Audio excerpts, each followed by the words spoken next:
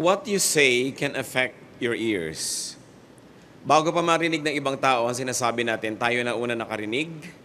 So what affect your ears can affect your brain. Therefore, it can affect your entire personhood. Kaya pinag-iingat po tayo ng Biblia sa mga sinasabi natin because what we say has a very powerful way of becoming true. What we say has a powerful way of becoming believed by us. Kaya kung yung mga sinasabi natin, kahit hindi natin paniniwalaan sa simula, nagsisimula nating mapaniwalaan. At kung yan ay ating laging sinasabi, nagkakatotoo. Hindi man sa realidad, sa labas ng ating katawan, nagkakatotoo sa loob ng ating isip. Kaya maraming sinasabi sa Bible, do not say. Huwag sabihin. At ilan sa mga yan ay ating pagbubulay-bulayan sa mga sandaling ito. Ama namin, salamat sapagkat kayo ay nagtuturo sa amin na mag-ingat. Ayaw niyo kami, Panginoon, na mapahamak. Ayaw niyo na maapektuhan ang aming isip na maraming lason. Tinuturoan niyo kami kung anong mga marapat na sabihin at hindi. At sa sandaling ito, kami, Panginoon, ay nagpapaturo sa inyo. Kayo po ang maging tagapangaral. Patawarin niyo po kami sa mga kasalanan namin. Malalaki at maliit, sa alam man namin o hindi, sinasadya man o nakakataon na nangyayari. Lahat po ng pagkukulang namin, nilalapit namin sa inyong patawarin niyo. Punan niyo, O Diyos. At nawa kayo po ang siyang maging kaaliwan ng aming puso, lakas ng aming katawan, karunungan ng aming isip. Mangusap kayong may kapangyarihan at maging blessing ang paglapit namin sa inyo. We ask for blessings, O God. Bless us with your words. Bless us with your wisdom. Protect us from all lies and falsehood. We ask you, Father, to be our teacher. In the name of your Son, our Lord Jesus, we pray. Marami pong mga nakalagay sa Biblia na huwag daw dapat sasabihin. Isa dyan, do not say, I deserve this. I deserve this good thing. Halimbawa, may malaki kayong bahay, don't say, I deserve this. Meron kayong magandang trabaho, meron kayong kayamanan, don't say, I deserve this. Ang mga tao polite sa inyo, binibigyan kayong regalo, binibigyan kayo ng pag-ibig, don't say, I deserve this. Deuteronomy 9:4. After the Lord your God has driven them out before you, do not say to yourself, the Lord has brought me here to take possession of this land because of my righteousness. No, it is on account of the wickedness of these nations that the Lord is going to drive them out before you. Ano po yung konteksto nito? Ang mga Israelita ay bibigyan ng Panginoon ng lupang ipinangako sa kanila at ipatatalo ng Panginoon yung mga nakatira doon dito sa mga Israelites na dadayo pa lamang. At sabi, kung sakasakaling dumating ang panahon na naging inyo na ang lupain, huwag niyong masasabi-sabing, deserve niyo yon. Matuwid kasi tayo, maka-Diyos kasi tayo, kaya nabigay ito sa atin. Sabi, hindi. Pinapalayas ko yung mga nakatira dyan, hindi dahil mabait kayo, kundi dahil lang mas masama sila. So nakikita po natin na hindi lang dahil binibigyan ng lupa yung mga Israelites is because they were deserving, but because the people who were on that piece of property displeased God all the more than the Israelites. Sabi, huwag niyong sasabihin yan.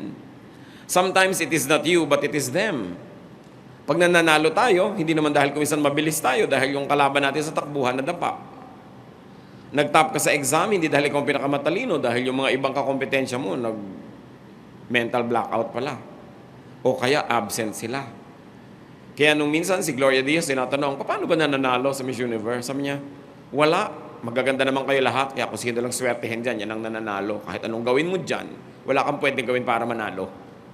Sabi kasi total, ang dami mong kalaban, magaganda rin kayo lahat. So kung sinong napagkaisahan na manalo, yun ang nanalo. Hindi ibig sabihin yun na yung pinakamaganda. So don't say, I deserve this.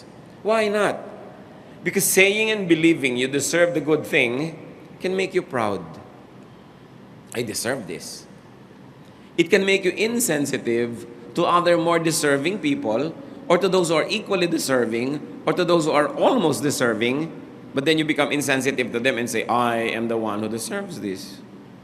To say and believe that you deserve a good thing can make you unkind to those who do not deserve it. Kaya tuloy pagka naging meron na tayong ganong klaseng feeling na ako ang meron nitong karapatan, nagkakaroon na tayo ng lisensya na hindi maging mabait, na hindi maging mabuti. Kasi sinasabi natin, they don't deserve it. I deserve it. So ako ang dapat guminhawa. Ako ang dapat ganito. Ako ang dapat ganyan. Ganyan kuminsan sa pamilya. Kung ikaw yung kumikita ng mas malaki, you deserve it. Ikaw na ang you deserve na pumili ng papanooran ng TV channel. You deserve na pumili ng kakainin ninyo. And you have a tendency to be unkind the moment you think that you deserve a good thing. And saying and believing such things can make us selfish. Magiging makasarili tayo kung iniisip natin, tama, dapat lang akin yun. And very often, it can make us abusive. Maabuso tayo dahil naisip natin, sa akin naman talaga dapat yun eh. Ako dapat ang nagde-deserve niyan. It's a challenge, brothers and sisters.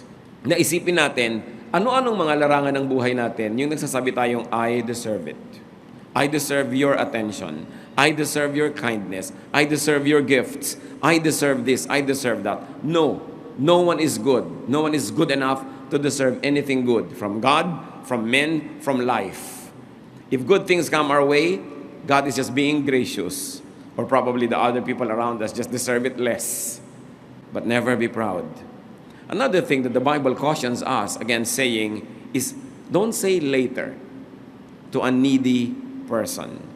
Nangangailangan na yung tao ngayon, huwag mo nang sasabihan ng, saka na lang. Bukas na. Next week. May sakit na siya ngayon, sabi mo, dadalawin kita next month. Galing na siya next month, di na kailangan ng dalaw mo. O kaya baka patay na. Isasabi mong, tutulungan kita next week. Sabi nga ng mga Tagalog, aanin pa ang damo kung patay na ang kabayo. Isang kasabihan, anong araw maraming kabayong alaga ang mga tao, pinapakain nila yan ng damo. Pero what's the point in trying to give damo na patay na? Dahil namatay na sa gutom, ang tagal na naghintay. Huwag mong sinasabing later kung meron ka ng magagawang mabuti. Proverbs 3:28, do not say to your neighbor, come back later. I'll give it tomorrow when you now have it with you. Huwag nang tinatagalan pa. Lalong-lalo kung pasweldo sa mga maliliit na tao. Leviticus 19:13, do not hold back the wages of a hard man overnight. Kung arawan lang yan, bayaran mo na pagka lumulubog na yung araw. Huwag mo nang hawakan pa hanggang bukas dahil isang kahig, isang tuka siya, ikakabuhay niya yan, kailangan niya ngayon, ibigay mo na. Kaya ang mga mangungutang, ang mga tumatanggap, dapat padaliin natin sa mga nagbibigay sa atin na maging mabuti. Kumisan tayo rin ang nagtuturo sa kanila na maging maramot, na maging mapagpahirap. Kasi merong pagka-umutang, pautang naman ng 20,000. Kasi mo, teka lang ha, pumasok ka sa kwarto, dala-dala mo yung 20,000. Ano na, ay, 30 nga pa lang kailangan ko. Dadamihan na. O kaya bukas nandun na naman, pautang naman ng 20,000. May mga tao kasi, pag binibigyan mo sila ng mabuti at hindi mo tinutuos, hindi mo ipinapahalata na hirap ka rin sa pagbibigay, hindi ka na dumadaing. Akala nila ang dali, ang ginagawa nila, binabaliwala yung binibigay mo. Madali naman sa kanya yan eh. Sabi, huy, bayaran mo na yung utang mo sa kapatid mo. Malaki naman ang kita niya eh. Diba? Ang dali-dali naman sa kanyang kitain, yung konting perang mahalaga sa akin. Kaya pag sinabi mo na, o kailangan mo, o sige, teka, kukunin ko lang. Ba't di ko ba nalakihan ang sinabi ko?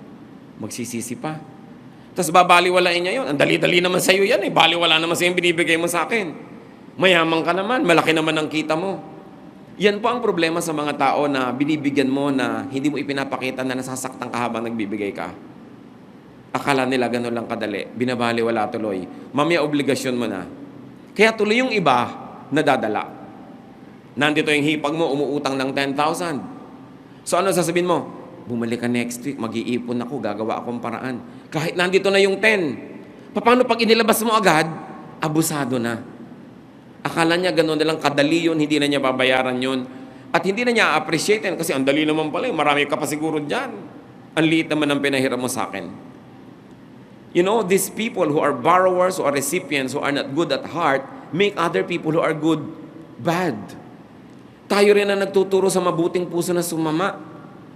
Tayo ang nagtuturo sa mga palambigay na maging maramot din kung hindi mo binibigyan ng halaga ang ibinibigay sa iyo. Pero ang mahalaga na itinuturo dito, kung ikaw yung may kapangyarihan na magbigay, do not delay.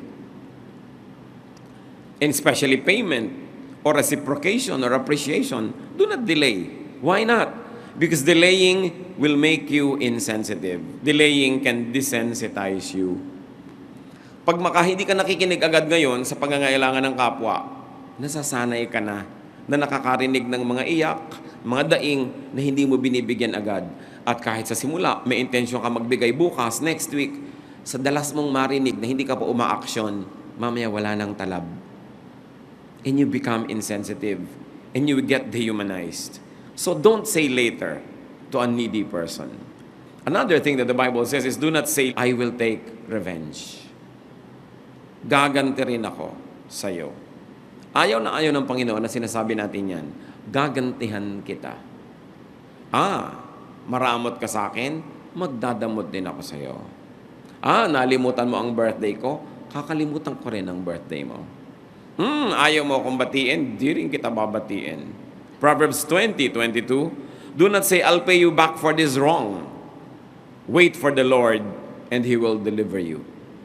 Yung nagbabalak ka ng masama laban sa iyong kapwa, sa tingin mo nagawan ka na hindi maganda, ang ibabalik mo hindi rin maganda, God is our judge. Romans 12:19, beloved, never avenge yourselves, but leave room for the wrath of God. For it is written, vengeance is mine, I will repay, says the Lord. Huwag na huwag ka mag-iisip na magbalik ng masama sa masama. At kung minsan hindi nga masama, akala mo lang pala masama. Ang interpretation mo, ang reading mo, ginagawan ka ng masama. So gagawa ka na rin ng masama. Mali pala yung reading mo. Pagka ka pala sinukat sa timbangan ng Diyos, ikaw lang yung gumawa ng masama, yung ginagantihan mo, hindi. Akala mo lang gumagawa sa'yo ng masama. Paano ngayon kung talagang gumagawa nga ng masama, tapos ginawan mo ng mabuti, sa palagay mo, anong tingin sa'yo ng Diyos nun? So don't pay wrong for wrong. And when your enemies or perceived enemies fall, do not rejoice. Sabi mo, ayan, buti nga, nakaganti rin ako sa'yo. Proverbs 24:17-18, do not rejoice when your enemies fall, and do not let your heart be glad when they stumble, or else the Lord will see it and be displeased, and turn away His anger from them. Pagka yung mga kalaban mo nagkakaroon ng mga hirap sa buhay, kinatutuwa mo, maaaring mawala ang galit sa kanila ng Diyos at sa mga baling. Yung meron ka mga kalaban na kamag-anak, mga mahal mo sa buhay na kainisan mo, tapos bigla silang nasunugan, ay buti nga. Nagkasakit, ay buti nga, nagkasakit ka, ayan. Nakikita ng Diyos ang lahat ng ating iniisip. At pag lagi natin ginawa yung ganyang pagsasalita, nagiging habit. Ang habit nagiging character.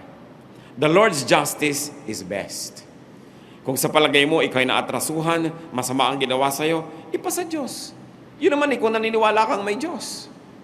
Pero sabi tayo ng sabi, naniniwala tayong may Diyos. Hallelujah, praise God. If God wills, yung mga bukang bibig natin, pero nakikita ba yan sa ating pananaw? Lalong-lalo kung sa tingin natin, tayo ay nagawa ng mali. Ayaw ng Diyos ng mali. At siya ang magtutuwid nun. The Lord's justice is exact. It is timely. And very importantly, the Lord's justice is reformative. It is seldom destructive. Pag umandar ang katarungan ng Diyos, nagtutuwid lang. Hindi naninira. Nagiging masakit lang kasi liko ka, tinutuwid ka, masakit. Pero hindi ka talaga sinasadyang saktan o sirain. Pero merong mga tao at sadyang nananakit. Sasaktan ko ang loob mo. Pagsasalitaan kita ng masama, o kaya di kita papansinin, masasaktan ka rin. Yung nananakit ka, alam yun ng Panginoon. Hayaan mong siya ang kumilos. Kung mayroong dapat ituwid, siya ang dapat natuwid. Siya ang dapat magtuwid noon. Because avengers can overdo it. Alam ba natin ang ating hangganan bilang mga tao kung hanggang kailan sapat na ang ginagawa nating paghihiganti? Because vengeance is addictive. Pag nakita mong nakakasakit ka ng kapwa na gusto mong saktan, lalo kang ginaganahan at mas dinadagdagan mo ang pananakit. Alam mo ba kung kailan titigil? Avengers can abuse and they can destroy the other person as well as themselves. Hindi ka pwedeng sumira ng isang tao, kalaban mo man siya, na hindi ka masisira din. Because God is watching. Lalo na kung hindi mo naman talaga tunay na kalaban, tapos sinisira mo, masisira ka lalo. So in action, in words, in philosophy, in policy, do not be vindictive. Huwag bengador. Huwag palagante. May mga tao ganun Dapat not tit for tat. There are people who live for tit for tat. Sinampal mo ako, sasampalin kita. Binuhusan mo ko ng tubig, bubuhusan din kita. Diba? Hindi ka pupunta sa party ko, hindi ako pupunta sa party mo. Hindi mo ako kinausap, hindi kita kakausapin. Silence for silence, anger for anger, tampo for tampo, betrayal for betrayal, hurt for hurt. This is not the way of God. Kailan natin i-apply sa buhay ang lahat ng verses na nadidinig natin sa tagal ng panahon? Kailan natin i-apply sa buhay ang lahat ng bunga ng mga panalangin or the objects of prayer? Ang mga nadidinig nating magagandang kanta sa pang-araw-araw ng buhay, sa pakikitungo natin sa ating kapwa, sa pakikitungo natin sa ating pamilya, sa ating mga katrabaho, mga mahal sa buhay, mga kaibigan. Pero pag bengador ka, palaganti ka, ang ginagawa mo noon, hindi lang sila ang sinisira mo, pati ikaw. Sapagkat sabi sa Biblia, pag hindi ka nagpapatawad, hindi ka rin papatawarin ng Diyos.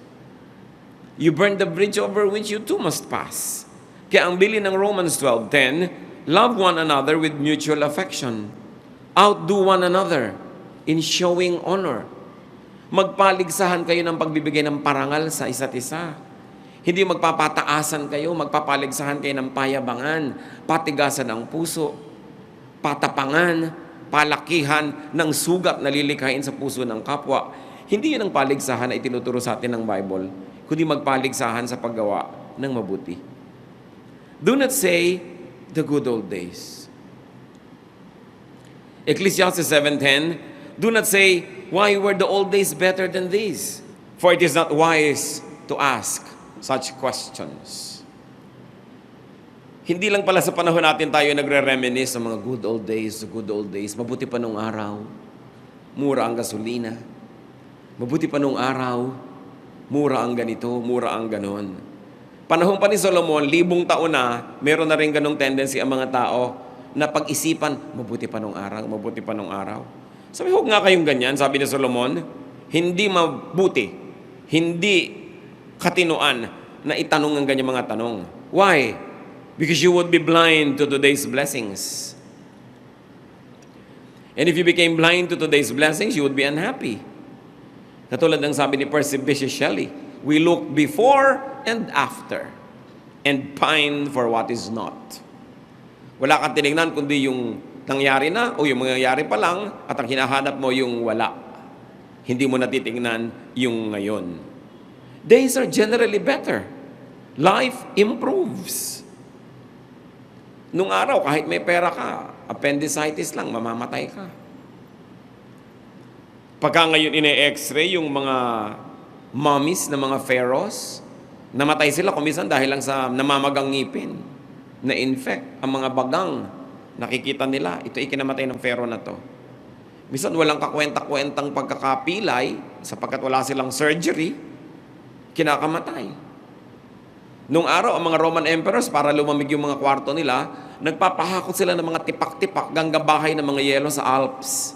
Ibinababa ng bundok, dinadala sa city of Rome. Ang liit na pagdating, ganggang suntok na lang.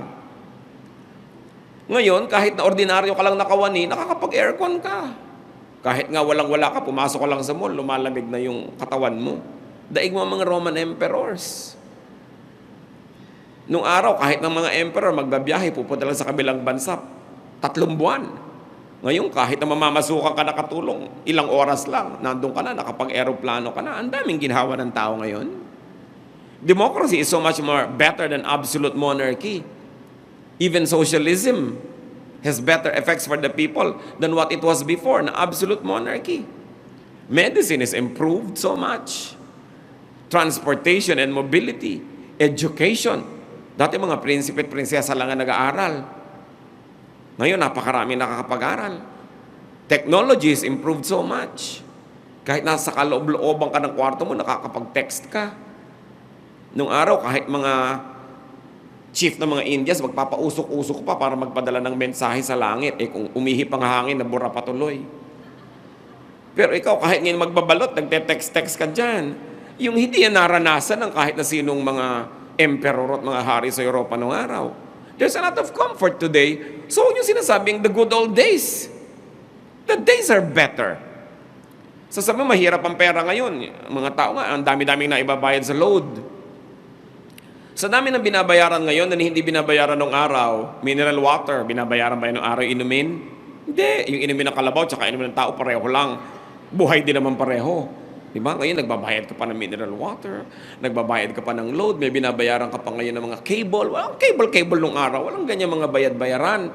Diba? Nagbabayad ka ng internet. Ang dami binabayaran ng tao ngayon. Saan kayo kumukuha ng pambayad kundi mas maraming pera ngayon kaysa nung araw? Appreciate the blessings. Don't say the good old days. The days are getting better.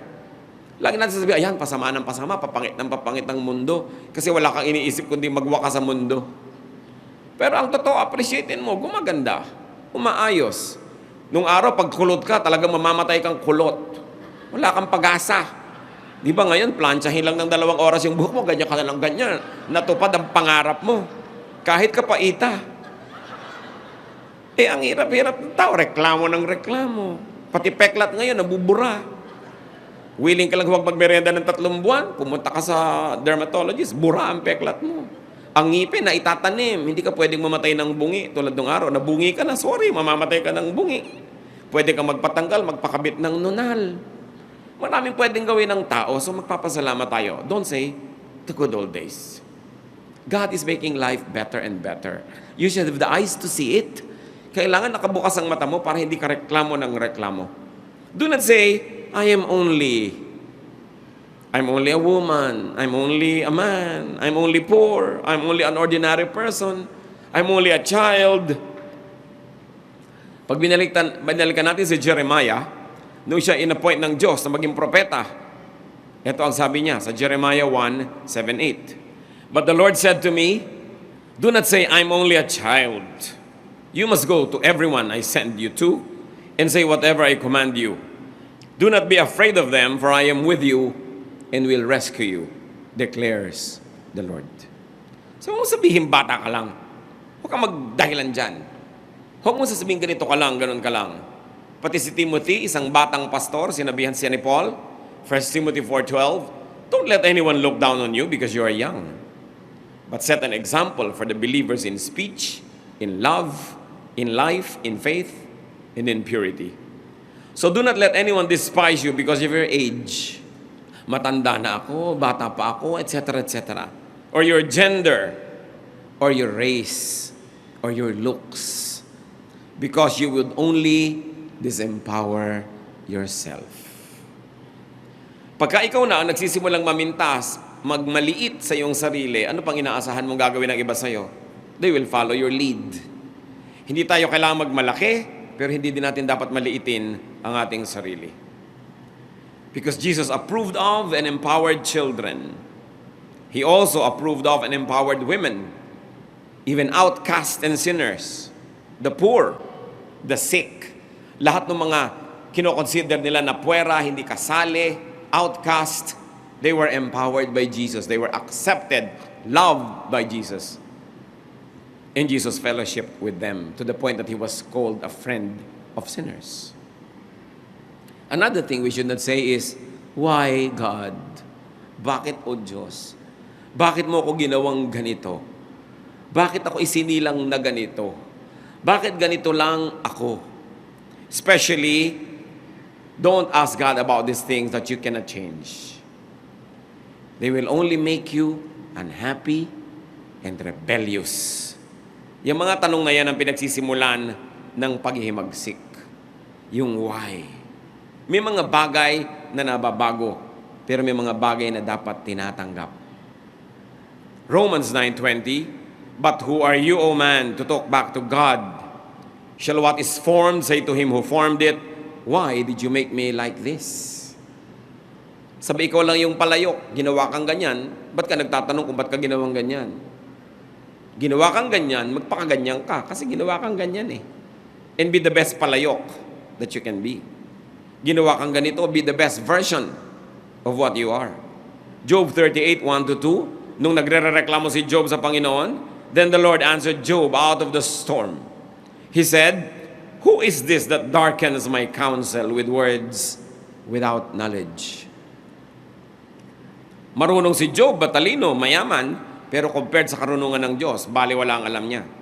So sabi ng Panginoon, sino ito na nagmamagaling Akala mo mas marami pang alam tungkol sa akin at kesa sa akin. Ba't ka nagre-reklamo sa hinayaan kong mangyari sa buhay mo? Hinayaan ko yan, harapin mo. May mga bagay na pwedeng ilapit sa Diyos.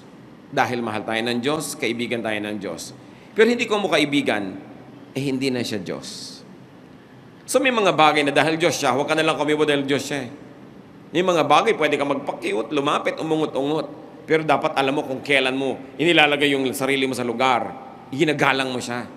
Kahit ang tatay nyo nakikipagkaibigan sa inyo, nagbibiroan kayo, pero may hangganan ng mga biroan na yan. Hindi mo siya pwedeng itratong talagang parang kababata mo dahil hindi.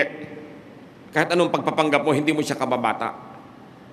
Kung ang mga boss ninyo sa opisina, ang inyong mga superior, nakikipagkaibigan, mabuti ang turing sa inyo, yes, makipagkaibigan, pero huwag kayong lilimot na may hangganan yon. May mga bagay na hindi mo tinatawid, may mga hangganan na hindi ka lumalampas. Ganon din ang mga bituin. Hindi ka pwedeng umalis doon sa ruta mo kasi magbabanggaan yung mga ibang bituin, masisira lahat ang plano ng Diyos. Yung halaman, pag orchid ka, kumapit ka sa puno. Di ba? Pagka fern ka, doon ka sa madilim. Pag lumot ka, kumapit ka sa basang bato. Meron ka dapat lagyan. Ang lahat ng taong kumikilala sa Diyos, lumalagay sa lugar. Hindi ka tumatawid sa hindi mo dapat tawirin. Hindi ka dapat lumalampas sa hindi mo dapat lampasan. At isa na doon, ang pakikipag-communicate natin sa Diyos. Not because God is friendly, you'd be too overly fresh. Kailangan ginagalang mo at may mga bagay na hindi mo tinatanong, tinatanggap mo. Lalo't alam mo na permanente yun, nandun talaga. May mga bagay na pwede kang ibahin. Hindi masamang ibahin. Pero paano natin malaman yung mga yon? Kailangan natin ng spiritual wisdom. Pero huwag nagiging rebellious against God's will. Iba yung nagtatanong, iba yung tanong na merong kasing galit. May sama ng loob, may puot. Yan ay hindi itinatanong. Isasabihin nyo, paano ko talaga naiisip ko? Sabi, huwag mo sabihin.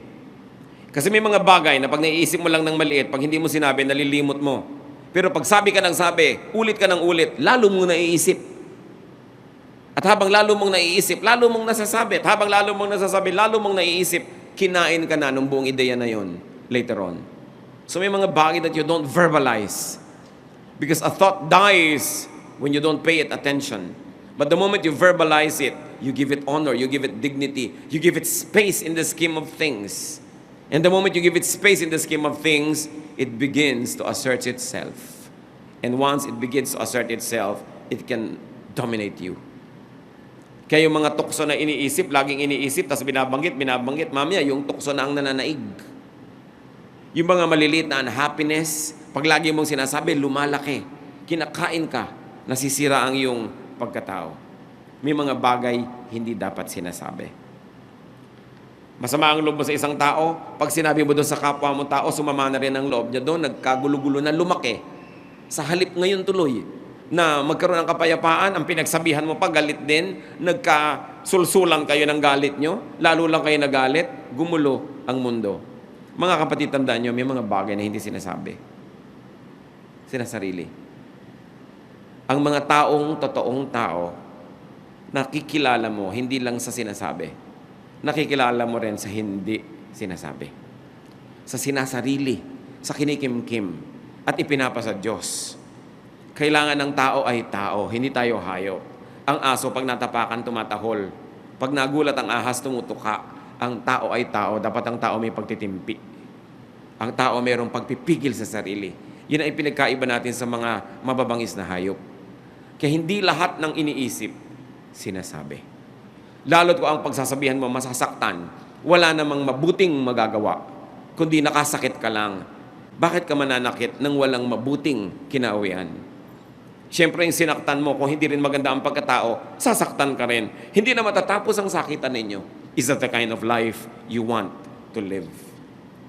Another is that do not say, surely, when it comes to the future. James 4:13-15. Now listen, you who say, today or tomorrow we will go to this or that city, spend a year there, carry on business and make money. Why, you do not even know what will happen tomorrow. What is your life? You're a mist that appears for a little while and then vanishes. Instead, you ought to say, if it is the Lord's will, we will live and do this or that. So huwag daw sinabi, sa birthday ko, punta ka. Oh, sure. Ano sinasabi natin? If the Lord wills. Hindi mo hawak ang bukas. Hindi ka nagpaplano na parang mabubuhay ka forever. Hindi mo alam. So you plan like you will live for long, but you have the attitude that you might die any moment because that can happen. Hindi natin dapat pangunahan ng Diyos. Siya ang may hawak ng kinabukasan. Lagi tayong nagde-defer sa Kanya. If God wills. If the Lord will allow. The Lord willing. I'm going. I will be there. We will do it. Proverbs 27:1, do not boast about tomorrow, for you do not know what a day may bring forth. At marami pong uri ng pagyayabang tungkol sa kinabukasan. Isa dyan yung, gagawin kita ng mabuti balang araw, pagkaya ko na, nakakatiyak ka ba na mabubuhay ka mahaba? So gumawa ka na ng mabuti ngayon. Yung nagde-delay ka, sige, saka na kita babayaran, saka kita gagawa ng mabuti. Kayabangan yun. Kasi hindi mo alam kung darating yung bukas na yun. So ang sabi sa Bible, kailangan laging tuwing matatapos ang maghapon, bayad ka ng mga dapat mong bayaran. Sinabihan mo ng I love you yung dapat mong sabihan. Humingi ka ng tawad sa dapat mong hinga ng tawad. Nakipagkasundo ka sa dapat mong kasundo. Kasi hindi mo alam kung buhay ka pa bukas eh. Pero para sa lilipas din to, hayaan mo ilang araw. Kayabangan. Kasi hindi mo alam kung nandun ka pa. At ang napakahirap, namatay na yung tao, tsaka ka nagsisi. O ikaw yung namamatay, nagsisisi ka. Mahirap yung namamatay ka na, may dala ka pang sisi. Mahirap yun. Kaya kailangan maluwag ang iyong loob pag kinukuha ka na ng Panginoon. And the only way na luluwag yan, wala kang utang. Lagi kang handang magbayad. Do not say an out-of-time word. May mga bagay po, mga bagay na magandang sabihin pero mali yung timing, mali pa rin. Lalo naman kung pangit na nga yung salita, walang magandang timing doon kahit kailan. Like, walang magandang timing kahit kailan sa mura. Minura mo yung tao, kahit kailan, walang magandang timing yun. Ecclesiastes 3:1, there is a time for everything, and a season for every activity under heaven. And 3:7b, a time to be silent, and a time to speak. May panahon, tahimik ka dapat. May panahon, dapat hindi ka tahimik. Dapat nagsasalita ka. And sino ang wise person? The one who knows when. When to be quiet. When to speak. Kailan magsasabi ng isang word. Sometimes careless words do not help. They worsen a situation. Kaya pinipigilan ng bibig na lagi nagpipiglas na mayroong gustong sabihin. Kailan nyo nakikilala ang kagandahan ng isang tao? Hindi physical ha? Yung kalooban. Kailan nyo nakikilala? Pagka siya ay mahinahon o pag siya ay galit? Siyempre, pag galit. Lahat ng tao, masamamang tao, pag mahinahon siya, masarap siyang kasama. Maganda ang buka ng muka, maganda ang sasabihin. Pero galitin mo, o subukan mo't galit. Yung inilalabas na ugali, pag galit, ang tunay na ugali ng tao. Kasi kung hindi ka naman galit, siyempre, mapagbigay ka. Pagka binigyan ka, thank you. Pero pag galit ka ba, inabutan ka pa rin ng kape, sabi pa rin ba sa asawa mo, thank you. Di ba? Baka tabigin mo pa yung kape. Kasi galit ka. Pag galit kayo mga kapatid, you are under trial. Dahil doon nyo ipakikilala ang tunay nyong pagkatao. Pagka kayo ubusan ng pasensya. Kaya lahat tayo dyan, kailangan magsiyasat ng sarili. Kasi meron talagang nice, ang gaganda ng mukha, ang gagandang ngumiti, ang susweet mag-hello, ang susweet mag-hi. Pero, pag nagalit na, yung ugali lalabas, yun ang totoong siya. Not that person when he is cheerful. Not the person when she is well, when she is having her way. But when things go wrong, that's when the real personality comes out. Kaya marami pong mag-asawa. Dalawa lang ang nangyayari habang tumatagal ang panahon. Lalo mong namamahal. Kasi nakikita mo ang kanyang asal sa oras ng kagipitan. Sa oras ng hirap. Sa oras na nakakagalit. Sa oras ng gutom. Sa oras ng pagod. Lumalabas yung tunay na tao. At kung maganda yung lumalabas, lalo mo namamahal.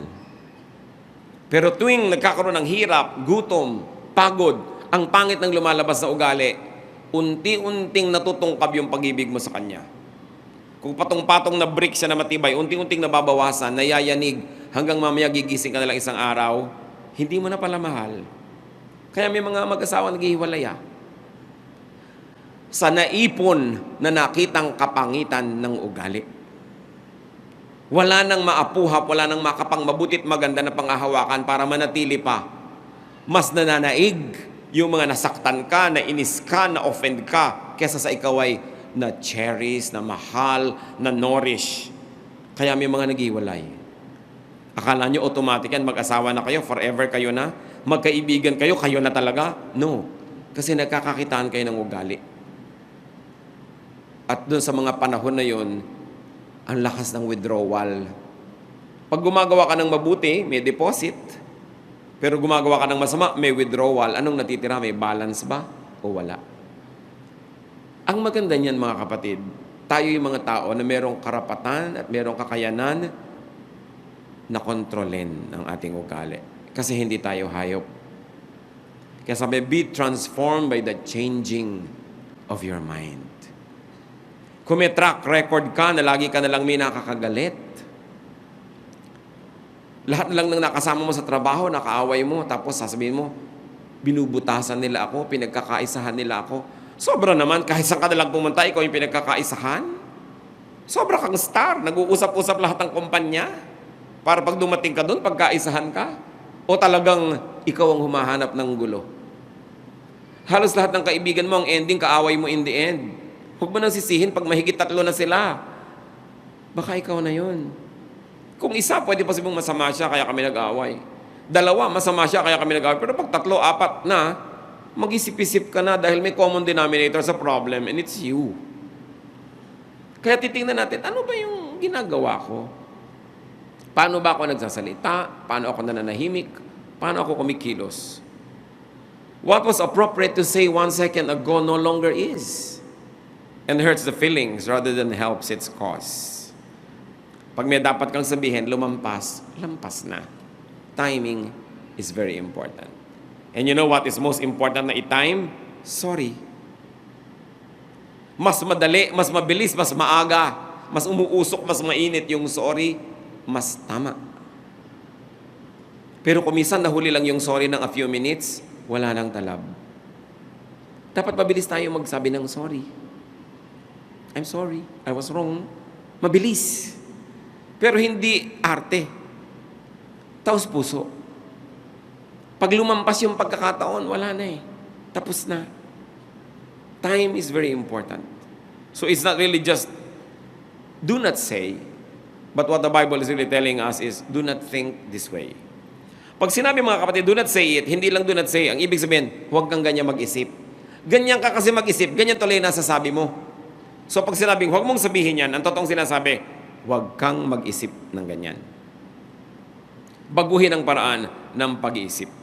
Kung paano ka nag-iisip, nalalagay sa puso mo ang lahat at mula dyan lumalabas sa mga salita. Matthew 12:34. For out of the abundance of the heart, the mouth speaks. Kung anong laman ng puso, inilalabas ng bibig o ipinapakita ng katawan sa aksyon. At kung yun ang lumalabas sa ating bibig o aksyon, yung hindi maganda, yung nagpapalayo sa mga tao sa atin, nakakaaway tayo, dapat palitan ng laman ng puso. Hindi lang dapat palitan at pagandahin ng bokabularyo. Hindi lang dapat gandahan ng timing. Yung pinagmumula ng bokabularyo natin, yung ating espiritu, yung ating pagkatao, yun ang dapat talaga mabago. At kadalasan, ang mga tao naman, hindi sila likable only because they have been rejected many times.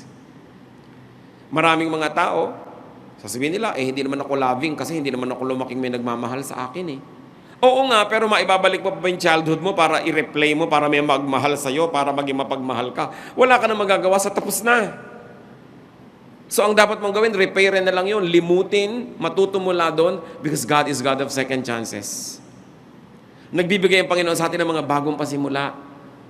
Gaano karami sa atin ang makakapagsabing lumaki tayo masaya?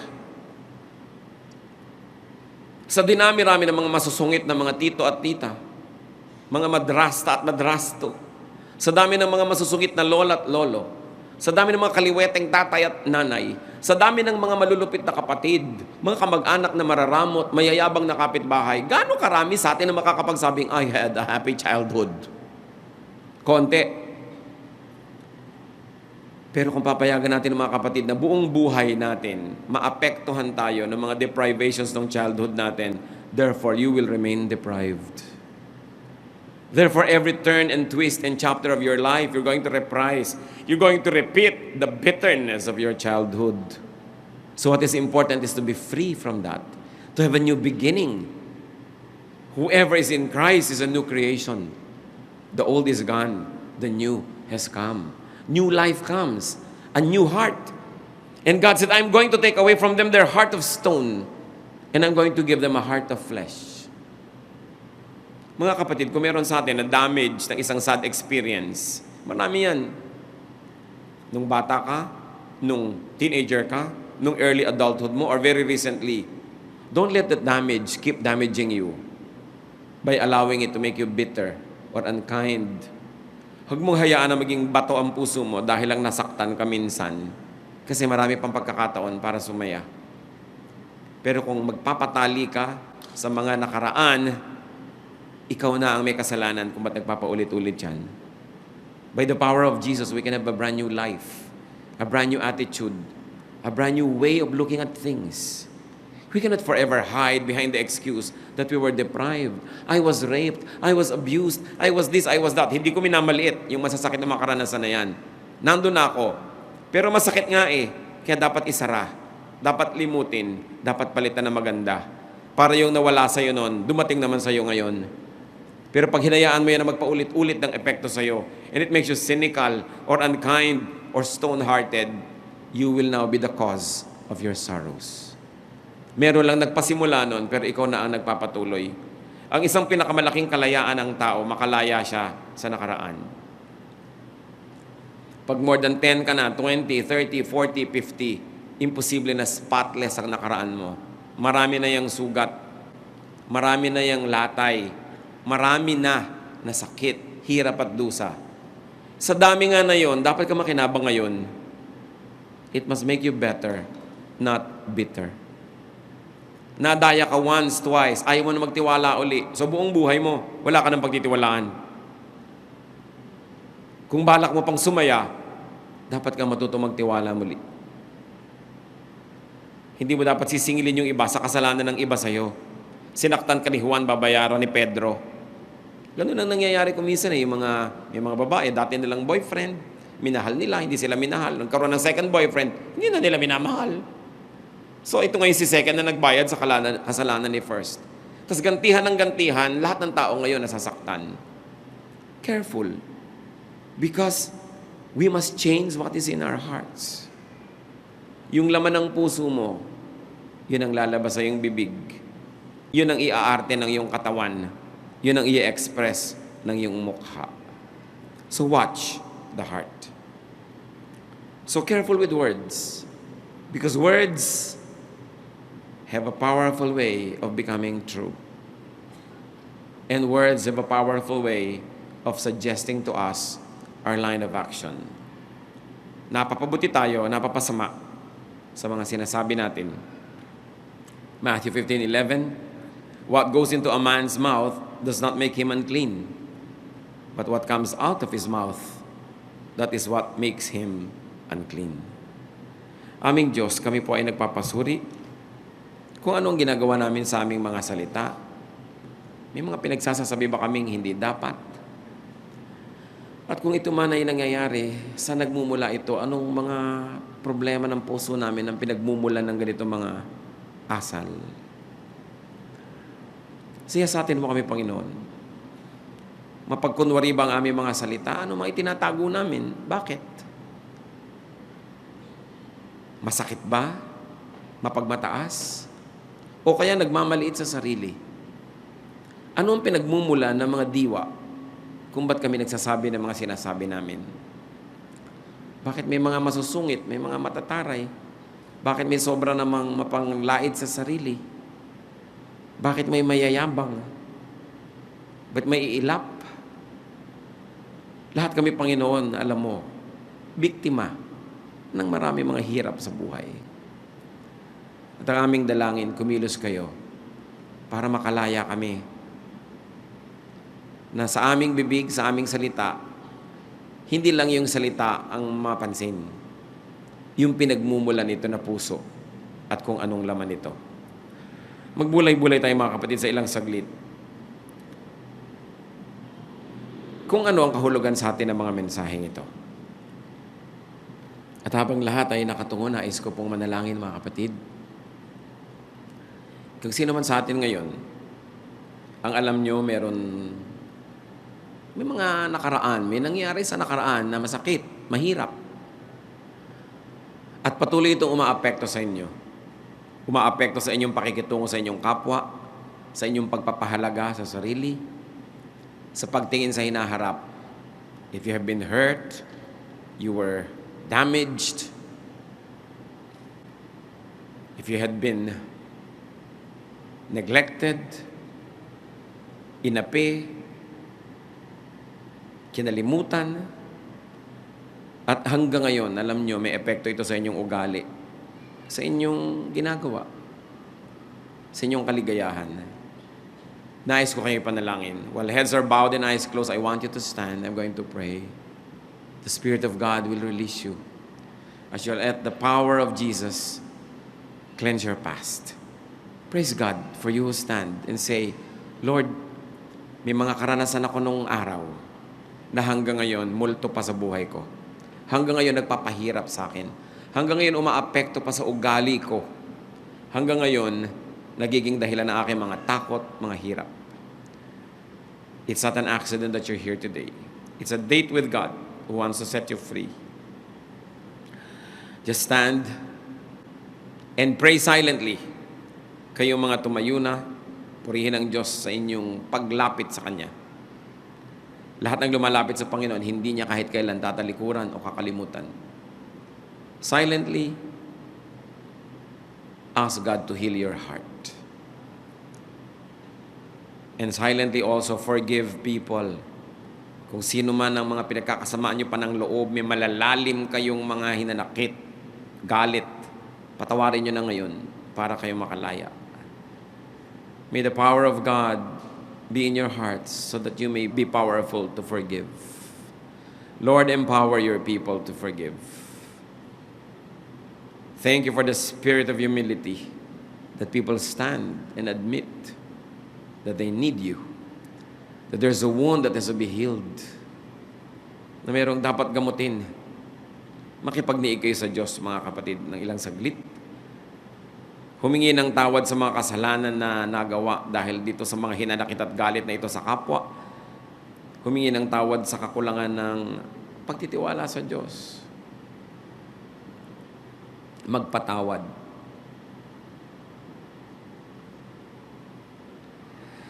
Panginoon, sa pagtayo na yung mga anak na ito, kinikilala ang isang katotohanan na kayo'y nanggagamot. At tumatayo ang mga anak mo para magpagamot sa inyo.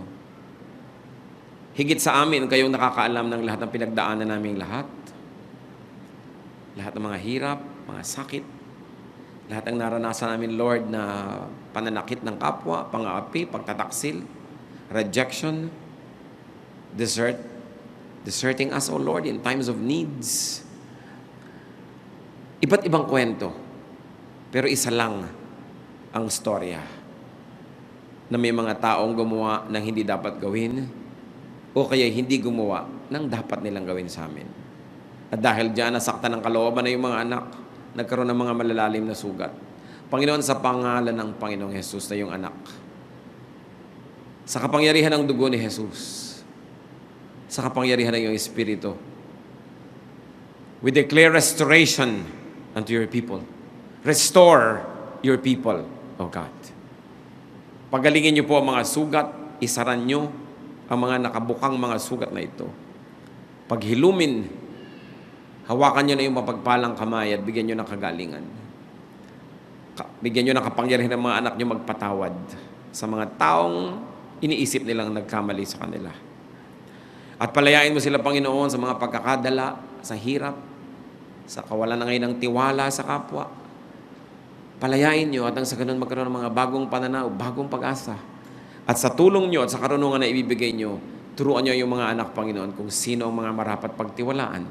At ganoon din kung sino ang patuloy na dapat pag-ingatan.